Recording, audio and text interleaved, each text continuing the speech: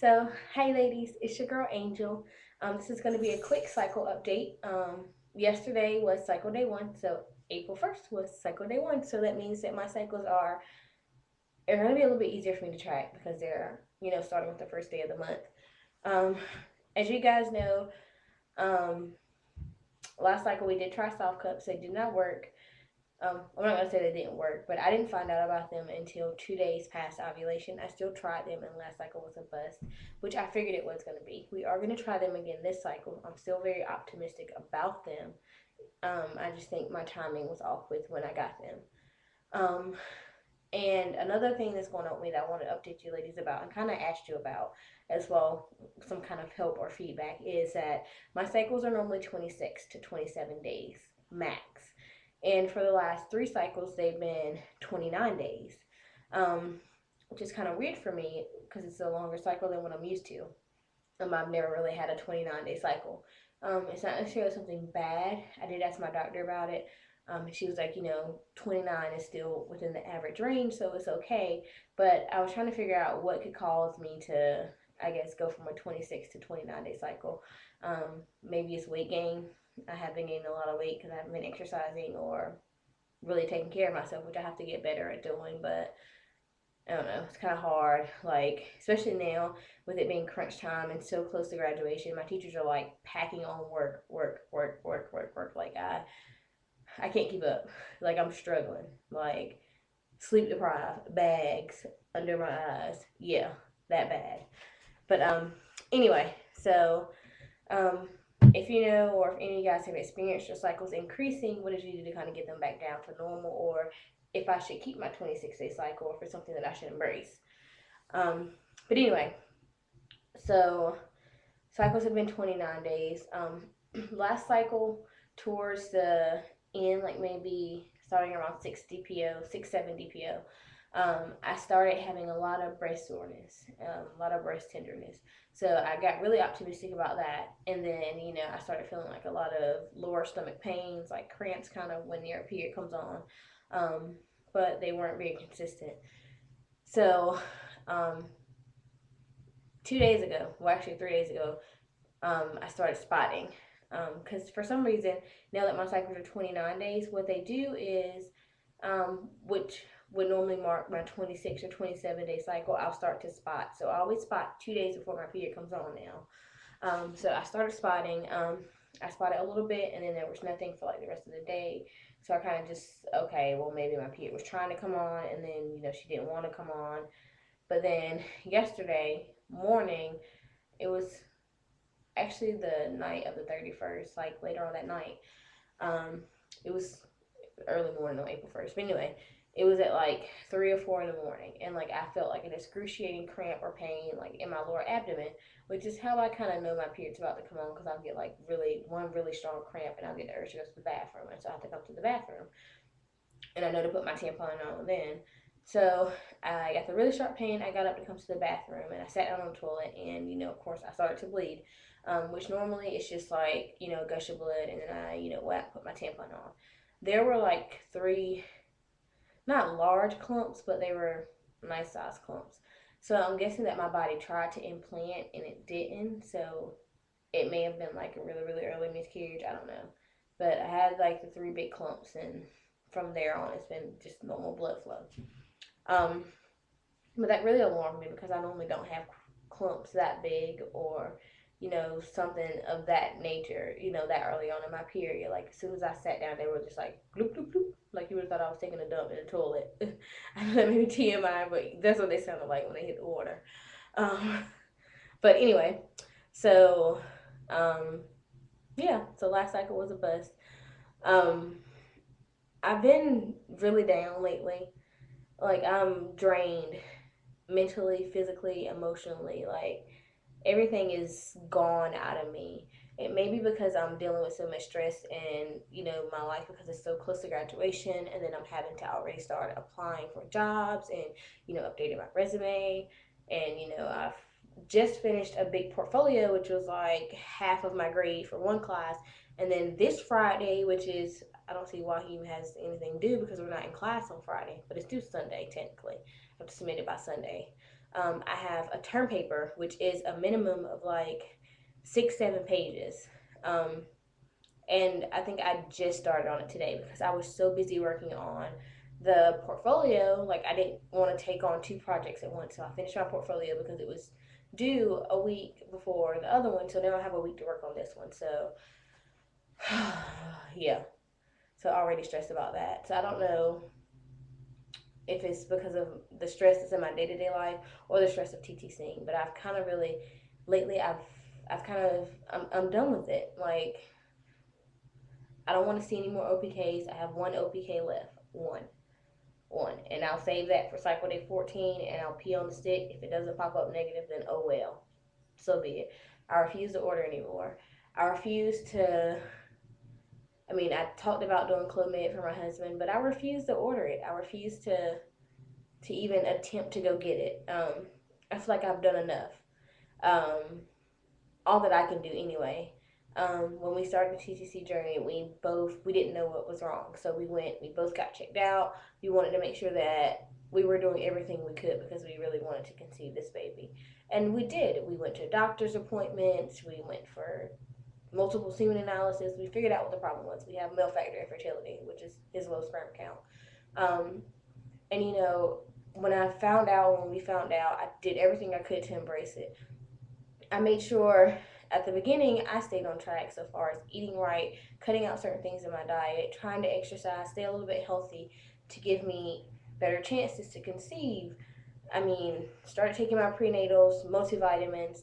I, got him multivitamins, and then we found out he had a low semen analysis. I started getting him vitamins that they said were good for boosting sperm count.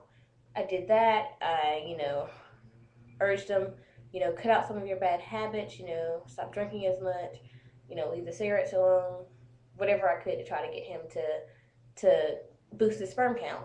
And he was good for a while. He took the vitamins as long as I nagged him about it. But then it got old. And then so we tried Fertila Aid. He did order that, which we spent like $40 on that, and he may take it once a day. He may take it twice a week. Like, I'm tired of having to remind him. Like, if we're in this, I feel like if we're in this together and we both want this baby, why do I have to remind you to do stuff? We've already found out what the problem is. It's not me. It's you. So what's the deal? Why do I feel like I have to try twice as hard for you and for me? Like, I don't know. I guess you could say this is a vent vlog too, but I'm fed up with it. Like, I don't want to have to keep reminding him, okay, babe, did you take your pill today? Did you take it at lunch? Did you take it at breakfast? Did you take it at dinner? Oh, well, let's try this to try to boost your mortality. I'm not going to do that. I'm not going to waste my money, and I'm not going to keep wasting, the doctor's time to make appointments, him giving us new ideas and new routines, and then you can't follow through with them. So that was basically like the vent or the rant that I kind of had with my husband, and he's kind of like, well, don't give up, you're just stressing it too much, it's nothing to worry about. If one person tell me don't stress it, don't worry about it, I'm gonna slap the shit out of them. Yes, I said it. I'm gonna slap the mess out of them. This has been an ongoing battle, like something that we've been dealing with for 2 years. And 2 years, well, almost 2 years. And it may not seem like a long time to some of you ladies who've been TTCing for 7, 8, 9, 10 years. For all of you who've been doing that, I commend you. I don't see how you have stayed sane. Like, I take my hat off and I give you a bow. Because that is amazing to me that you can stay on track and stay on that journey. But just for me, knowing what it is, and maybe your partner is really understanding, or maybe if it was something wrong with me, and I knew it was, my fault why we couldn't conceive, or I knew if it was something on my behalf that I had to work on, then maybe I would be a little bit more optimistic. I would be a little bit more like, okay, let's keep checking, because I know I would be doing everything I could to, I guess, to kind of overcome that. But the fact that I know what the problem is, and I felt like I brought my A game to this fight of trying to conceive a baby. Like, I've done everything I can. I've read the books, I've researched, I've tried changing our diet, like different things. I've, tried different supplements, everything outside of IVF we've tried. And he can't seem to follow through. So me bringing my A game and me stepping up to the plate and trying to fight harder. But him not being on his game is still causing us to lose. And I don't like to lose, y'all. I'm very competitive. Although having a baby is not something to be competitive about, but I feel like I'm bringing my all to the table and I'm getting not what I'm bringing back in return. So I don't. That's kind of causing a barrier because I don't know. I get upset. I get frustrated really easy, and I'm done. I throw my hands up. I'm done. I'm done. I'm done. If it happens, it happens. If it doesn't, it doesn't. Like from now on, whenever we get so when are you guys gonna have a baby? What's the problem? What's going on? It's no more. Oh, we're working on it, or it'll happen when it happens. No more being nice. No more sugarcoating. No more you know playing nice for his family. Well, you need to go talk to your son about that. Yeah, I mean, no more being nice about it. I'm done with it. Like, I'm just gonna have to start being mean.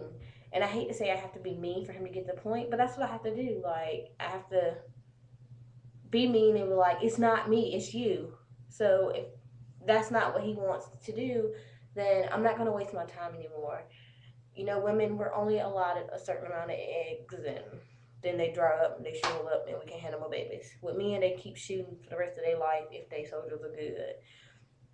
So what I've decided to do, instead of sitting around and kind of just feeling like I can't do anything or I'm not accomplishing anything, I've been looking into donating some of my eggs.